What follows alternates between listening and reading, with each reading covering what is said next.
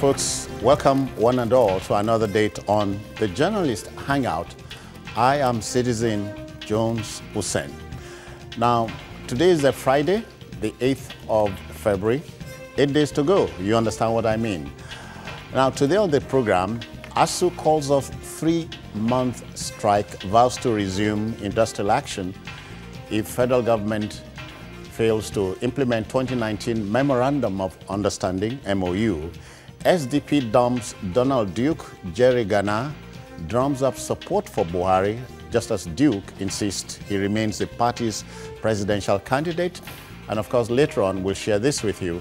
As elections loom, customs officers intercept bales of police uniforms, tear gas canisters in Lagos. I'm hanging out with Charles Ideho. Charles, good evening to you. Good to be here. Welcome.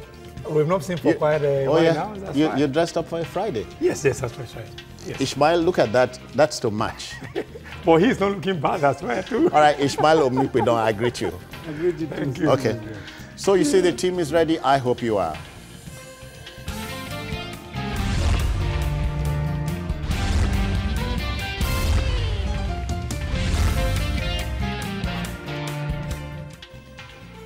Okay then, you know, after 90 unnerving days, the Academic Staff Union of Universities, or ASU, has suspended its industrial action.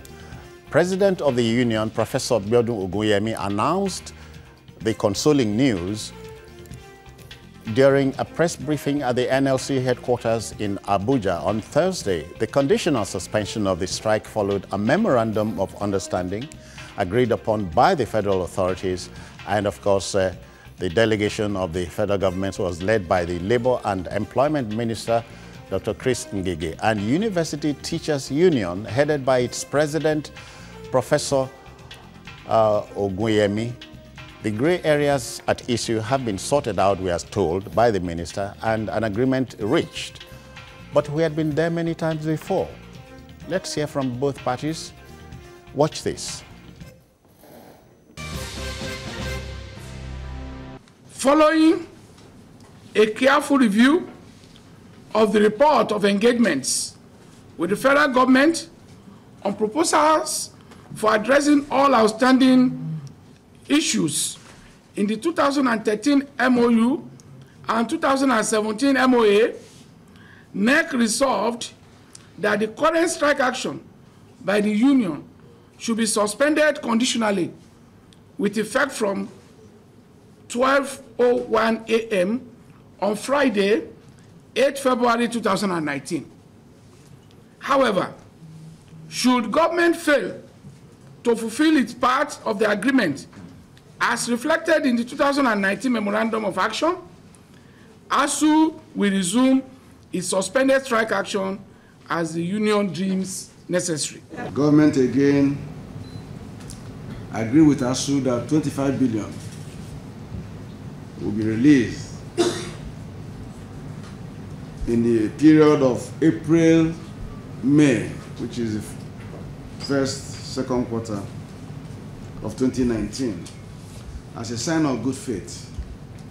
And subsequently, government will resume full implementation of the MOU, that's the Memorandum of Understanding, entered into in 2009,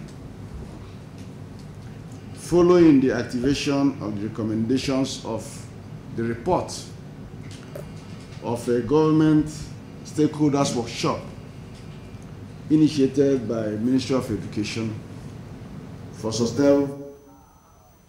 All right then, two sides to the agreement. Charles, you know, look at the acronym MOA. An MOU. Yeah, started with the MOU, now the MOA, which gladdens my heart. Memorandum of Action. Are we getting somewhere? Yeah, because if you have MOU, which is an acronym for Memorandum of Understanding, but when you have an understanding is not acted upon, then it becomes lame duck. So maybe that's why it's very, very important that the MOU is replaced by MOA. Because it's MOA that will now drive the understanding that they had over the period. I mean, you look at it, 2019, 2013, and so on, it's been on and on and on and on. But having said that, I was discussing with them before we came on there that I personally do not seem to see any peace in sight. I'm not a pessimist, because if you look at the 8-point demand that they made, are they quite easy? First of all, we also said that April May is already here, when they are supposed to pay the 25 billion naira, part of the education revitalization fund you're talking about. Then ASU is also asking for, although that one, they appear to have suspended on this issue of 2 trillion naira every year for them to be able to get the education system. So when you look at it, even this issue of that the lecturers that were sacked in University of Ilorin, then the end allowances. When you put all this together, for me, I see it as something that is mountainous. How they will do it, I don't know. I don't know, but after the election, I don't think that. Honestly speaking, I don't want to be a pessimist, but I hope it will work. Okay. Let me just apply that. How do you open? Well, I must say that I was very, very elated when I had the news of the strike suspension. I say so because I know very well that members of ASU have a critical role to play in the 2 elections that will be holding, that will be coming up next weekend and in first week in March. However, there's something I don't really understand about our system, and I was sharing it with him just before the program started. Why is it that we wait until we are driven to probably a point of no return before we take action? Because this memorandum of action we are talking about was in place in 2017. No. Wait, Ismail, you are talking about an MOU. Now, no, I'm talking of okay, MOU. the same action. Yes, MOU 2017. Was in place in yes. 2017. Okay. That's right. With the agreement that government will start implementing some of them within the timeline of October 2017. Now, if a government who willingly entered into an agreement in 2017 did not deem it fit to do anything until the eve of election, for me, I doubt by the time that government returns, if it will implement whatever that has been agreed upon. Good enough, ASU has told us that once they notice any sign of breach of the agreement, that's why they call it suspension. Suspension. Hold on, and this is where sometimes you cannot help but being cynical. A cynic would ask at this point in time, why call up the strike if you are still nursing? They call it suspend. Okay, suspension. right, okay. So I think the semantics. yes. Okay. The actual word to be used. Charles, we are not quarreling with the word. So officially, the strike ends today. No, 12 suspended. Okay. Yeah, this morning. Yeah, that's Suspended. right. Suspended. So you expect business to resume at the schools on Monday? Yeah. Give or take. Well, give or maybe they might wait till after the elections. Like, cynically, why not remain on strike and get all you are asking for if you are going to have to go back on strike? Oh, no. They won't wait. You know, we are Nigerians. Some of us have tried to blackmail them. Yeah. You know, even the student union. We have tried to blackmail them. And you see, once you are negotiating. Blackmail who? Blackmail ASU. That look, why not listen to government? At least government is not discussing. Listen to what they are offering on the table. So if ASU refuses to heed our call, play ball, they might probably lose sympathy. No, because you see, you know, INEC raised the alarm that the strike with ASU strike, that the election is being threatened. You know what that means? Yeah. You know what that means? Yeah. You know, so if ASU now insists on being on strike while we hold the election, and probably we had some lapses as a result of their non-participation, Nigerians will come very hard on them. So I believe very strongly that even though they know the type of leadership they are dealing with in government, they just want to also give a benefit of the doubt. Okay. But I think also added to that, apart from the issue of the fact that they might lose sympathy, I think let's give it to ASU. The national interest also, I believe, also played its role there. Because the ASU members are Nigerians, the students that are suffering presently are Nigerians, and then the system is also a Nigerian system. So I believe that apart from the fact that the likelihood that they might lose sympathy if the thing is elongated, but the issue of that the fact they also look at the national interest being overriding, I think it's also something we should not even discountenance in our argument. Yeah, gentlemen, let's say on a pleasing note, 16 billion naira has been released for salary shortfall. The VCs have confirmed this. So I think that's that's why it's called memorandum of action. So action is already in action. So at this point, you don't want to doubt anything anymore. Oh no, you still can. You still look the way it's done. Like the MOA that Ismail talked about now, that was signed in 2017. It was it was like a watertight MOA that nobody even doubted that the government was going to renege or going to be in breach of the implementation of that MOA. But the October came and nothing happened. So they had to resume that which they suspended in September of that year. So, but having all this piecemeal release, I think it's better than what obtained in 2007. So let's see that this action is an action that has been taken from that level it was to a level where we can all say, okay, let's begin to applaud the government at least for doing something that we can see.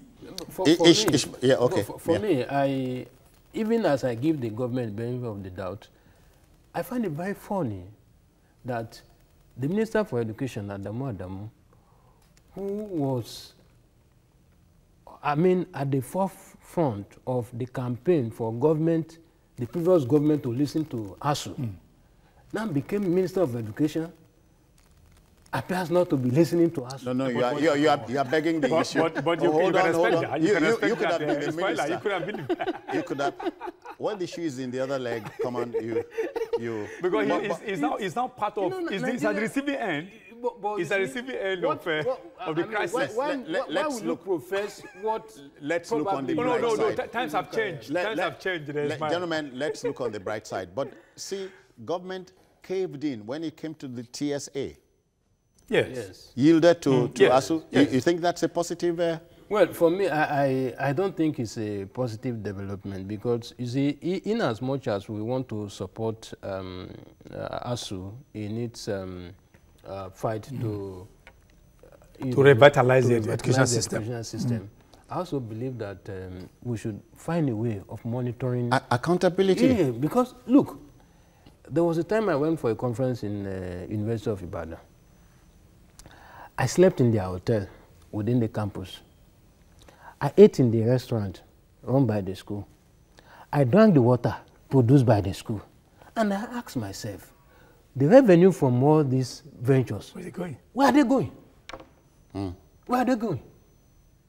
And I'm sure same for some other investors. So but it may not be enough. It may not be enough. But then the point is making, even if it is 10 kobo, the one that you must account should for be properly accounted for. Yeah. But I know that if we agree that TSA has saved a lot of waste, has helped to curb corruption, then why should we give the in university community should not be insulated. Are we saying that they are different from the other sectors that we run in the country? But if in fairness to the university system, I do know that they have an internal mechanisms where you have these checks and balances.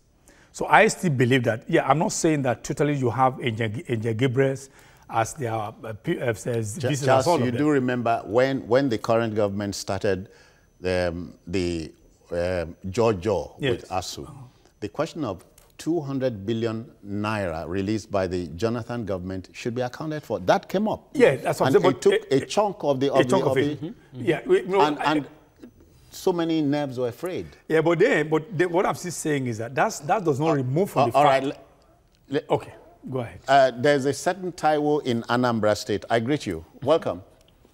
Good evening. How do you do, Taiwo? Fine, Yep. Please, I want to make my own contribution Go on. the particular topic you are talking about. Thank you. Please, can you hear me? Go ahead. Go ahead. You are talking about only ASU. What about ASU? Polytechnic lecturers. They are also on strike. And government is saying nothing about their own issue. All right. Please. Okay, go on. Are you hearing me? Go on. Number two, the ASU that has called up the strike, for us now, Suspended. they should have gotten what they are looking for before they call up that. I'm sorry, but he made his point. But he missed what he said. point. He said something about there was a probability of losing their support base. Yeah. But I also added that, again, you have national interest also looming large. Yeah. So if we put all this together, I think ASU didn't do what is wrong by suspending the point the you strike. also raised about ASU is also germane. Oh, yeah. It's also germane. But let's begin to address them one by one. Okay. Because it will be too much for the government to chew when you begin to bring ASU and ASU together. I don't know. These things did not start. It didn't start now. Now. It didn't start now. So why did it take us this long? Yeah, and for that matter, how did we get here? Well, how we got here? I think I know how we got here. Let him take us there. I know how we got there. Take us there. Insincerity on the part of government. Okay. That's how we got here. Because leadership. Because if you look at it, what this thing has been on since 20. Even before now, some of us when we were in school, we also witnessed ASU and all of them. If, for instance, all the MOU, you call it MOU, whatever nomenclature, that government, even if you also implement half of it, then leave the net for the incoming one, then half of it. By now, it wouldn't have gotten to this level that is almost becoming impossible for any single government to have.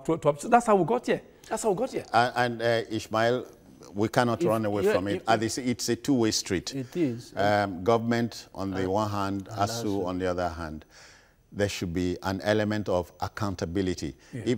I agree, but if we also agree to certain terms, yeah, we should be God-fearing enough to carry out whatever we agree. Whatever you agreed, I mean, it's fine. If you listen to what the ASU... Ishmael, the rule does not say you must be God-fearing to do the right thing. Okay, well, if you listen to what the ASU president said, he said that the November strike that they embarked upon was necessitated by accumulated records of government's indifference and its lackadaisical attitude to agreement reached between them and union. So what it means is that it didn't start with this government, to be fair to the government. By the way, the whole thing... It has always been about what we must put an end to it. Yes. The whole thing covers state university funding.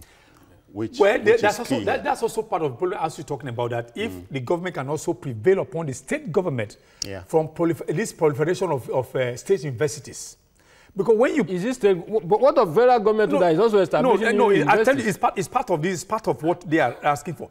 Let's go to Ondo. I'm surprised to hear this, Charles. No, I'm telling you, it's part of it. Some folks will tell you the country is... It's under universities? Or something like that. No, I don't think so. I don't think so. Let's even go to Ondo, for instance. But there are some states. There are some states like Gombe, for instance. If there was no Gombe State University, I can tell you that there are so many people from that area who probably wouldn't have gotten university education. Yes. Oh, no. What we're saying is that it's a proliferation. It's not about establishment, but it's proliferation. No. So who determines that? If universities proliferate and you fund them, what can be wrong with it? Okay, let's go to Ondo, for instance. You had the one in funding them. The one in the Ondo had a university before state university. Then when Mimiko came, I think he brought one to Ondo town. Another went to Okitukuba. Ondo State has 3 universities from the same. They are drawing from the same post. I mean, from the same pool. How is that possible?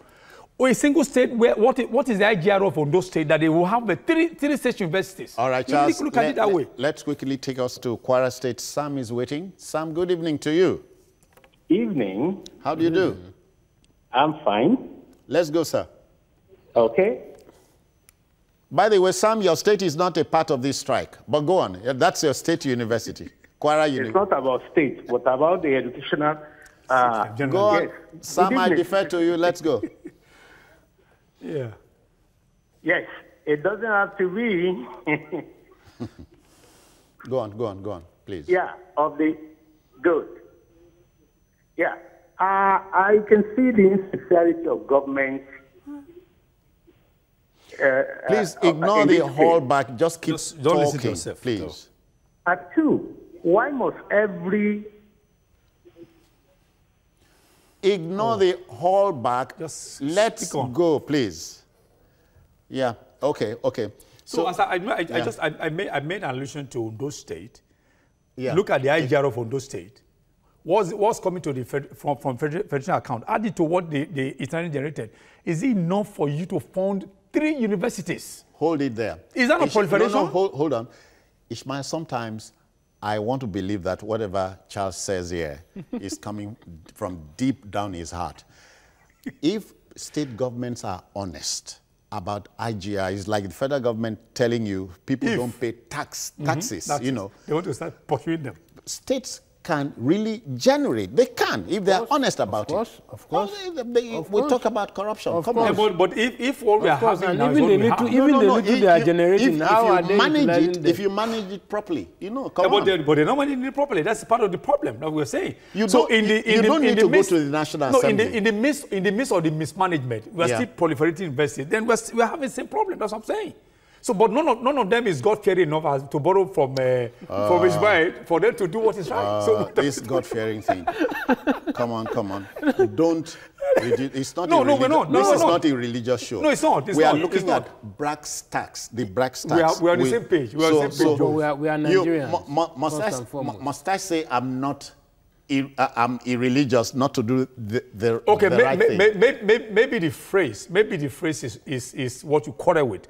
Okay, if they are nationalistic enough. If you are not God-fearing, you can't be fair. That. If you are not God-fearing, you can't be fair. That's the truth about it. It is also relative. But I'm saying the Constitution is very clear. Yes. Must you be God-fearing to act by the Constitution? Yes. Come on. Yes. What about people who are in breach? Because if you have the fear of God, you want to go by every letter of that Constitution. But if you don't have the fear of God, you say to hell with that. The impression you want to uncannily create at this small hideout is that Jones is not God-fearing. No. That's not what I'm saying. I want to underline doing the right thing. The moment you swear on oath on Inauguration Day, you have stopped being a private individual. When you are swearing, you swear with either the Bible or the Quran. And what are those, you can those also books? What do affirm. they teach us? Well, no, let me even ask him. Joe, do you even need the Bible to swear before you can? Charles, Asu, okay, let's begin to take it home. I'm told we must wrap this up. I want to call on the government that for once they should show Nigerians that they can be different from other governments by keeping faith with the agreement which by ASU. As they say in the street parlance, agreement is agreement. Yes, because this government started on the platform of change, the change mantra. So they've taken that from the change mantra to the next level. So let's see how they can take this MOA to the next level by doing what is right, what the successful government couldn't do. Let them just write their name in gold. All of us will applaud them.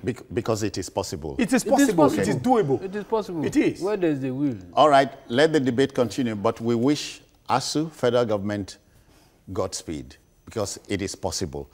Now, still to come, SDP, that's the Social Democratic Party, dumps Donald Duke, you heard that before, and Jerry Garner drums up support for Buhari, just as Duke insists he's the party's presidential candidate. Please stay with us.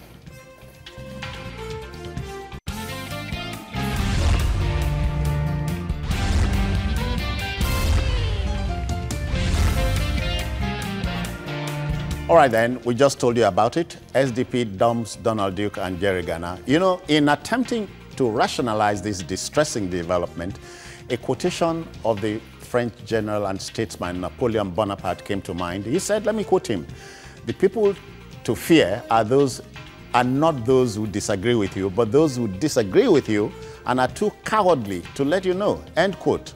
You know, the theatrics or histrionics or melodrama in the Social Democratic Party, SDP, started incubating the moment former Cross River State Governor Donald Duke was declared winner of the presidential primary held in October 2018. Professor Jerry Garner, who lost the primary, went to court, basing his challenge on the zoning and rotation formula of the party. After both parties lost out at the courts, the party, that's the SDP, has disowned them, in a manner of speaking, turning things over to incumbent President Muhammadu Buhari. Charles, you are not surprised. No, I am not. Okay. Because I thought you were. No, I'm not. Because when you follow what have been the build-up, there's no way, if you follow the build-up, you won't be surprised. First, we look at a Jerry Ghana that accepted the result of the October 7, 2018, of the primaries they held in Abuja, where Duke scored about, I think it's about 812 votes to Ghana's 611. Yeah. And he pledged to work with him, only for him to come out to say no, that according to the constitution of the party, that the two chairman and the flag bearer could not come from the same half. That's the language. From the same half of the country, not the same zone. Yeah.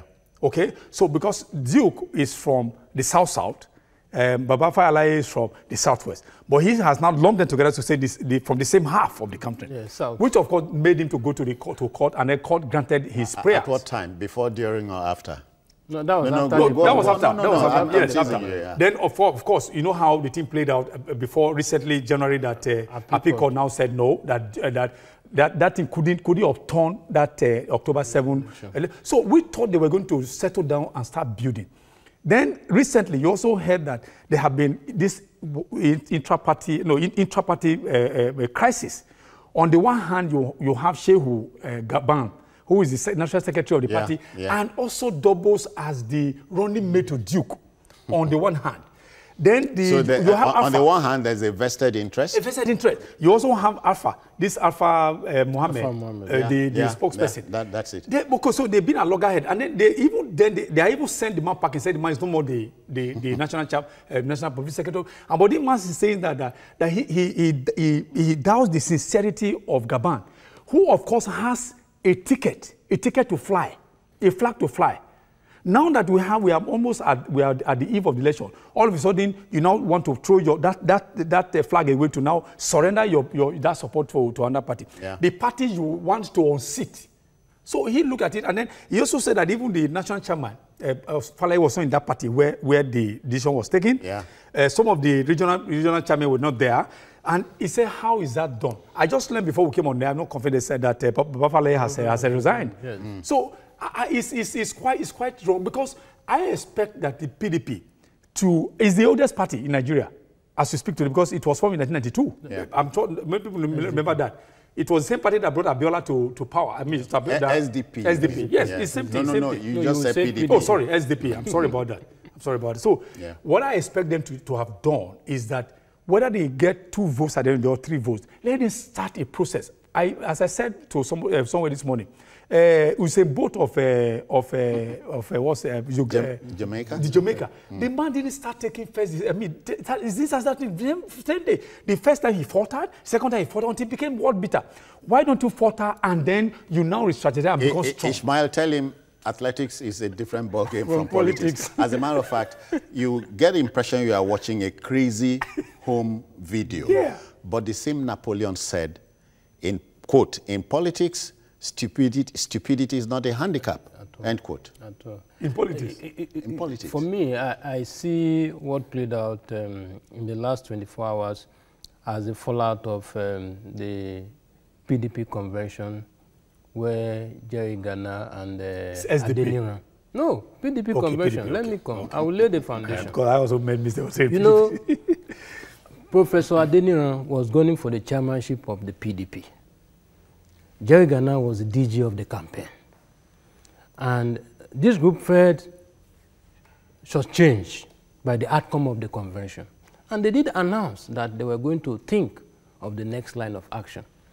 And the next line of action for them was to move to SDP. Now, don't forget that while they were in SDP, with the intention of fighting PDP, some persons came up with this COP, Coalition for United People's Party. Now, SDP is supposed to be part of that coalition.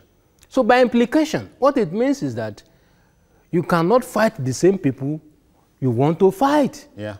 So I'm sure from there, they started thinking of what next to do. Next to do, exactly. That is my own reading of the game, because Falaye, for example, would not have worked for Buhari, because in 2015, he never worked for Buhari. Not likely, yes. And it's most likely not to work for Buhari. Now, Falaye did not attend the NEC meeting, but I was told that the NEC meeting was presided over by Professor Tunde Adeniran. So if the NEC meeting is presided by Professor Tunde Adeniran, Gabam, Ghana, they are all in the same group. They left PDP together. So for me, I see it as... And Duke also left PDP with them too. No, Duke left PDP long ago. But I will say but you're saying they are all part of the same family. That's what I'm saying. Yes, they are part of the same family. They were all part of it. But yes. I'm talking of that distinct group that wants to fight PDP, who now moved to SDP, only for some persons to now make them want to force them to work for the same PDP they want to fight. This is my own reading of the game. But again, I see the endorsement of Buhari as a psychological booster for Buhari and his handlers. Because, I mean, what it means is that in states where they were not working together before, most likely they are going to work together, especially in the Southwest. The working alliance has already taken place in Osun. And so we expect that they will now redouble their energy and effort for the two elections. But there are places where these things may not fly. For example, in Kaduna, I don't see the governorship candidate of SDP, Haruna Said, working for El-Rufai. Sharing the same table. I don't see it happening. No, what if this is... I don't see it happening. What if the gambit is about the presidential election? Oh, but it's risky. You know one thing about the presidential election? There are places that, if you are not careful, you may not be able to implement it faithfully. The only place I know to date where that thing has been faithfully implemented is in Lagos. And that was in 2011, when during the presidential, the party said vote for Jonathan. Yeah. And during the governorship, but in other places, because if you recall, in 2003, it didn't work. When Obasanjo negotiated with the Southwest AD governors, that look, they say, I don't have a base. I need your support. Give me this support. And they agreed that, okay, we'll give you the support to return. And in return, you allow us retain our position. They lost 5 states. Till tomorrow, Chief Oshoba.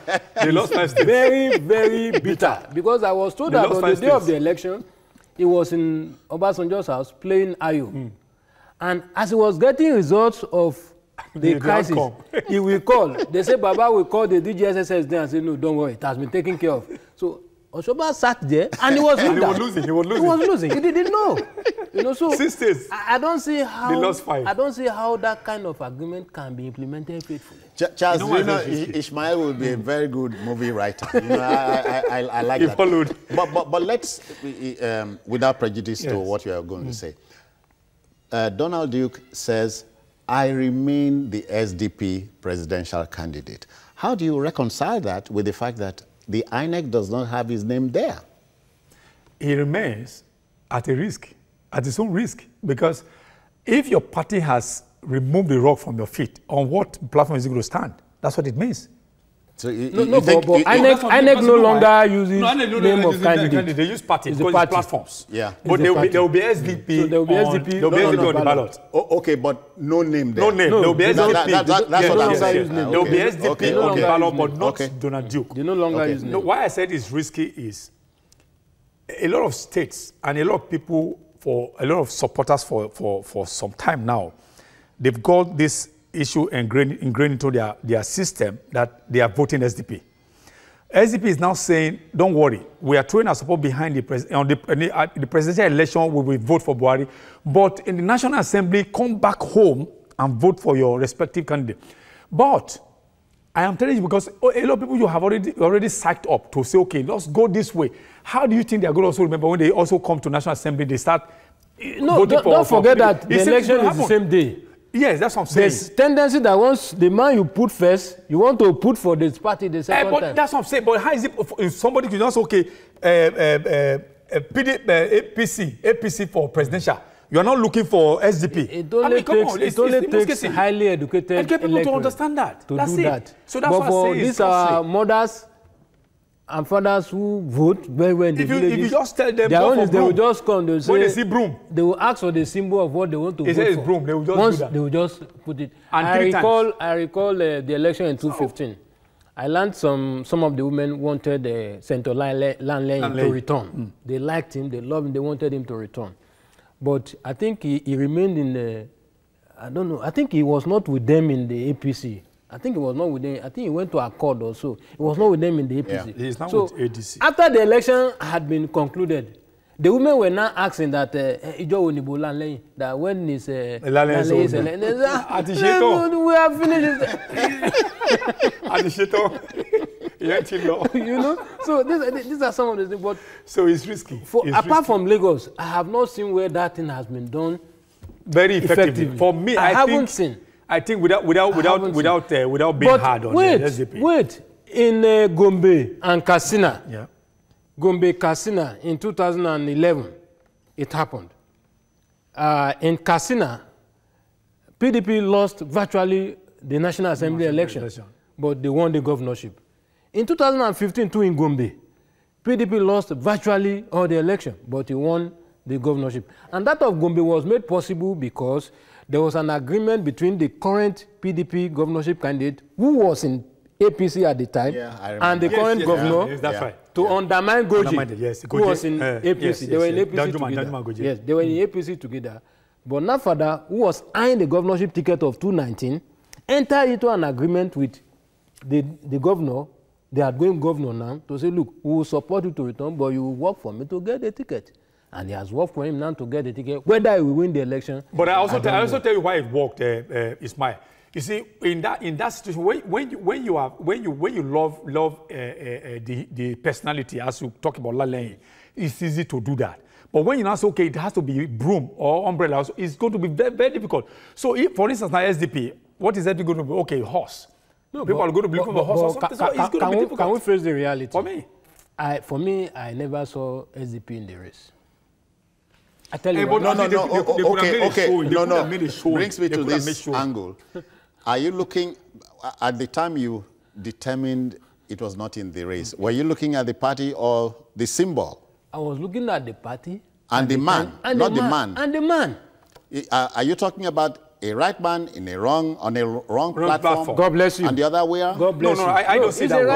I don't see that way. Duke is competent, good, he understands the issues, he can relate to them, but for crying out loud, where are the SDP structures in Nigeria that can deliver him? Let's be realistic. You see, Nigerians were very funny. You know, when they were talking about third force, my thinking was that these other people will come together and present a strong, formidable force against PDP and APC. And the third party. But what did we see? We saw some charlatans who probably could not have even all right, stand for a councillorship election, saying they want to be president of Nigeria. And why not? And why not? Let's take you to Niger State. Abdul is waiting. Abdul, good evening to you.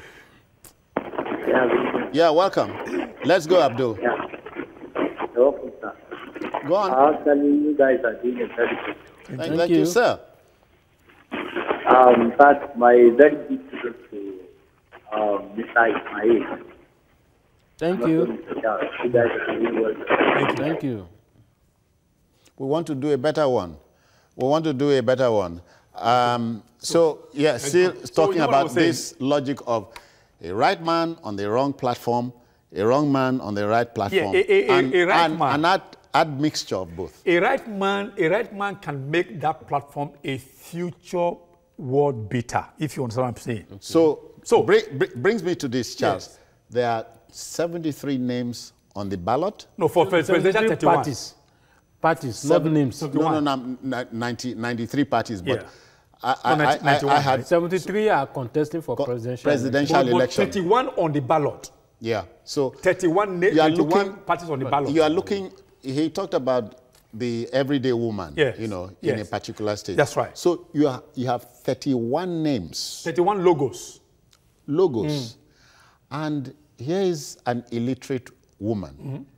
Well, you know, an average woman or man coming to the, you know, polling station. Where does he start from? No, that's why parties have had this internal education ongoing ever since. Psyching their people all, but how to recognize their logo. For instance, it's not difficult to Eshi, as a school in Yoruba, Eshi, Keteka. You know, once you see if you see horse, then if you see broom, that's a APC. If you see umbrella, so it's very. So you are looking at 31. Yeah, 31. Yeah, alphabetically too. Ishmael, I don't know if you remember Second Republic.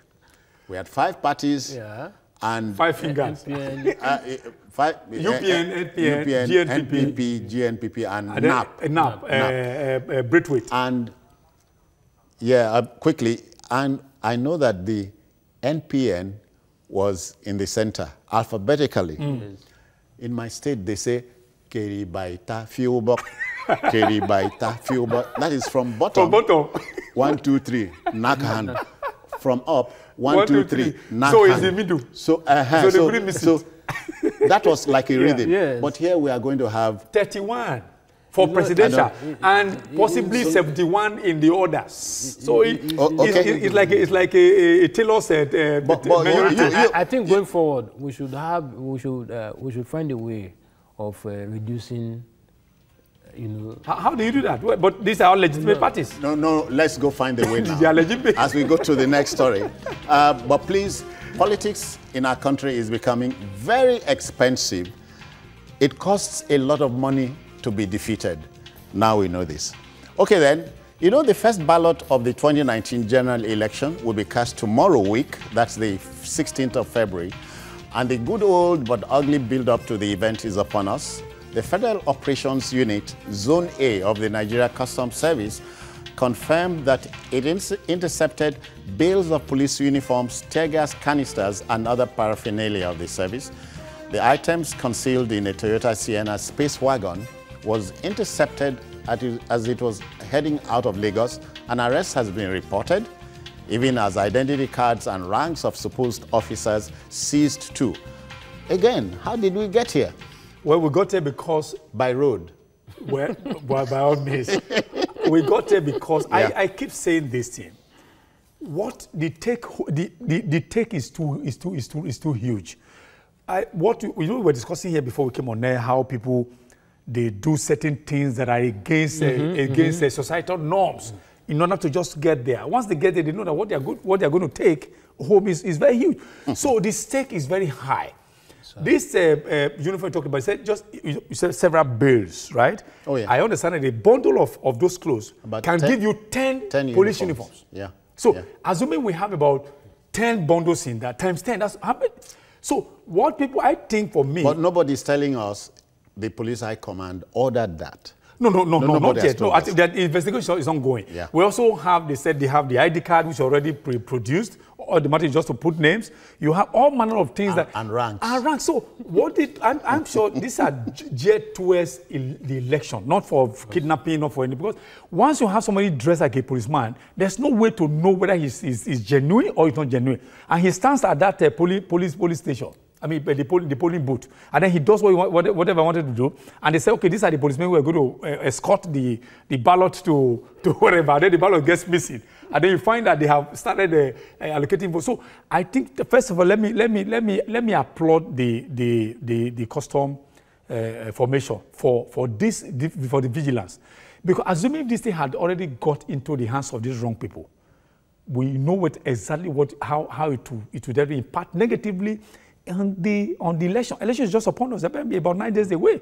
So all they need to do is to up their game. I applaud them, but they could do more. The doing more is not just enough for you to say, okay, we have made seizures. Question, from where? There used to be this pre-shipment inspection. Exactly. So why don't they look at where the origin of... Nobody told you it was shipped in. Could have been smuggled in. Okay, smuggled in, but at least, I'm sure if the cost of the police wants to work, they will work. Let them do investigation Thankfully, they have arrested 1 or 2 of them. Let them do investigation and then make thorough investigation and see how they can, this thing can lead them to one big fish. Then it can serve as a deterrent. You know, as a Nigerian, and I'm one, I can't be any more Nigerian than any one of you is. What about 1 or 2 cars that would have escaped? Okay, before that, yeah. Is that thinking wildly? It's possible, it's possible. Of course, it's possible. In fact, before now, I'm sure this is not the first seizures we have had. There was a time they intercepted cache of arms, yeah. Now, my worry is that once we have them announce made, and then we are waiting. Once we help them make this announcement, you don't hear anything anymore. And I've always said this, look, because we don't punish offenders, people will always dare. The system. They will always dare because they know, they can always find their way, around it. The truth is, this is the ones we know. I mean, these are the ones we know. I can tell you that there are thousands that probably would have entered the country without any of us knowing. I mean, those who rob on the road, putting on army uniform and police uniform, where do they get them from? How do they get them? There's one particular spot on Kaduna-Abuja Road. They call the place Kateri. I got to Kaduna in 1996. That spot, they have been robbing in that spot as far back as 1996 that I know. I'm sure they probably started before then. How come till today? It's still happening there. It's still happening there. And we've not found a solution to it? You have not reported. Oh, but it's known. I think it's public knowledge. It's public knowledge. I don't think it's public knowledge. So essentially, let's come back to now. So the point I'm making is that security agencies must be diligent enough. Once these seizures are made, arrests are made, let's follow through. So it goes beyond parading somebody on TV. Of course. Even the parade itself also has its own faults. Because when you do all this parade, what you have done is that the accomplices will now go deeper into their hiding. But when you arrest, you don't usually want to sing about it until you have grabbed them by the arm. You can now come out and say, okay, we have been following this. It's just like us journalists. When we are following development stories, we don't just until we come out and say, okay, this is a scoop. But you must have been doing all your underground investigation. But what we have every time we make any arrest or seizure, we come into the open. I think it's too preemptive. You'll be surprised to hear this. I may be wrong, it's only in Nigeria where the secret police tells you I'm a secret police. So and then you have I was listening carefully. So even some of us, when we were versus those days, you had we're calling the NSA those. NSA would be they will be in school for the next 7 years. This guy don't they pass exam? No, look, they pass. When we were in school, because later I got to know we had SSS as students. They were just there as we had SSS men as students. Sorry, let me quickly take. Richard, I hope you are there. You are in Taraba. Good evening. Welcome. Good evening, gentlemen. I greet you. Yeah. Yeah, fine. Okay, so my contribution on this is I don't know why the customs and the government like showing us their seizure, but they will not show us the follow-up. Some time ago, some compassions and so on were captured. As of today, we don't know how it ends. A lot of things, even soldier uniform, there was a time they captured soldier uniform, I saw it on television, but today if you ask me about, I don't know. When they can't show us, because at first they will show us to show that they are working, but we don't know how it ends, whether they release it or whether they arrested anybody. If they can't show us the follow-up for us to know how it ends, they stop showing us because it's just to make us happy that they are working at the end. We don't know whether maybe when they just show us, maybe they go back and release it to the owners or they'll still come back to the society. Before they seize this, maybe many have passed. And maybe this one was not settled well. That's why they catch this one. Maybe Nabi say you said know about it. Let us know the end. Okay. So, Richard, ours is to rake up these issues. we leave the security folks to do their So let me quickly anchor this. So what I'm saying first is that there's no need for you to be in a hurry to please the authorities. Do what is right. Even the applause you're going to receive at the end, they even be more than when you first of all say, okay, you rush to the media, you begin to parade them. Is it a Nigerian style? It is, because you people say we are a peculiar people. I think it is, because peculiar negatively, I don't know. when US was following Osama bin Laden, nobody had anything until it was taken Until out. the evening he was hit. I mean, you The Pakistani understand. government never knew. Look, that's what I'm saying. in this our fight against Boko Haram, there are certain information that we dish out, and I ask myself, why? Even for the military. Why? I think we have to. Again, let me be cynical this evening. If they not do that, you go say they are not working. work. I may be wrong. I was making an argument. It's a big challenge. Please take it home. It's a big challenge that we have. But again, it's also a function of what we have been used to. But we can also, the government can help us change our mind. They can, make us think differently. You understand what I'm saying? Make us think differently, because, look, the moment I tell you, the moment that parade was done, all those who are involved, they will go deeper into hiding. Would have taken off. They probably would have taken off. I can't place a finger in it. I don't think this particular suspect has been shown on TV yet. But it has been announced that suspects have been arrested. And then what about those who are the If Boko Haram can be reading stories, not to talk of people who are involved in... I remember as a reporter at that time, there are some stories I will be working on. I will tell the editor. It was the peripherals. Until I nailed it. When it comes, and in those days we will look at the front page. Oh, how many of your stories are on the front page? And we were boasting. Oh, okay, 1, 2, 3, more. I have about 3, I have about 4 there, and that makes you a good reporter. That's it. And one way to help. The dynamics have changed. No, the dynamics have changed. But you see, the people, the society too, can help. For example, on the day of elections, what they normally do, they assign policemen to polling units. So if you see any policeman who is not officially assigned to... How do we know it's officially assigned to? That's a problem. You will know. How? Because as they are coming, they normally escort the electoral officers. Yeah. Okay. Well, that's part of it. Except, of course, if the electoral on. officers too now decide to compromise. Which is also another case you It's a possibility. That's a possibility. It's a possibility. It's a possibility. All right, folks. I hear we must terminate it here, but not before thanking you, very much for being a part of this. Charles, enjoy your weekend. I'll send you the bill. No, not this time. Ismail will make me done. Enjoy your weekend. Thank you very much. All right, Nigerians, let the debate continue. We can have the country of our dream if we all belong in the same boat. We be a part of it. I wish you well.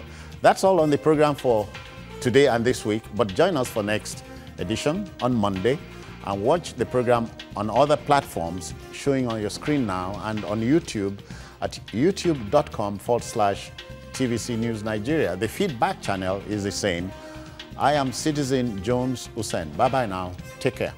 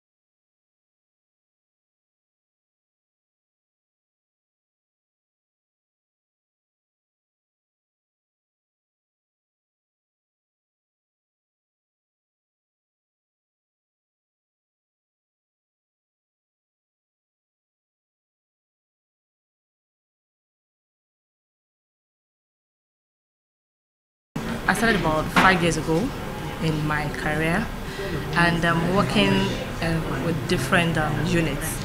It's been quite challenging. Ibijoke Sumonu falls within the age range of a millennial. She's a working mom who finds it challenging to keep up with the daily boisterous business environment. Aside the fact that I have a supportive spouse, and most times I don't need to take the office pressure home. So what I do is once I come in the morning, I take out my time to plan out what I need to do. I give myself targets, set targets for the day, my day-to-day activities. A millennial can be said to be a generational group born between early 1980s and 2000s. Already, many countries around the world have become digitally compliant, but can the Nigerian economy and business environment accommodate millennial yearnings and blend with the growing trend? Nigerian economy, to an extent, the answer is yes. But there are a lot of early encouraging signs. One is when you look at technology or the internet space, for example, over the last 10 years, a lot of companies have been created that were not there 10 years ago. And the impact and ramifications of this company and the sector is well known, industry and also country-wise. Half of Nigeria's population of nearly 200 million is under 30, and there is growing concern that a lack of connection to opportunities in the digital space will affect economic growth in negative ways.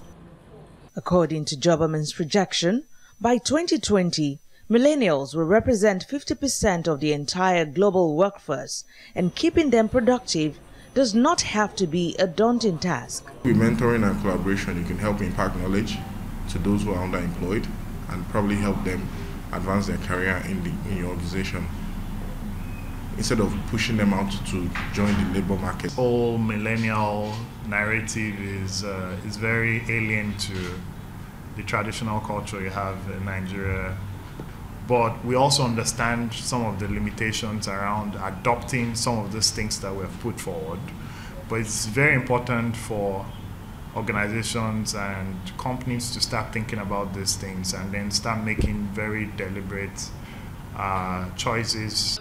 Pay, proximity, career prospects, and job security are key factors identified to keep millennials working, and for Nigeria to reduce the 23.1% unemployment rate, the factors must be given top priority.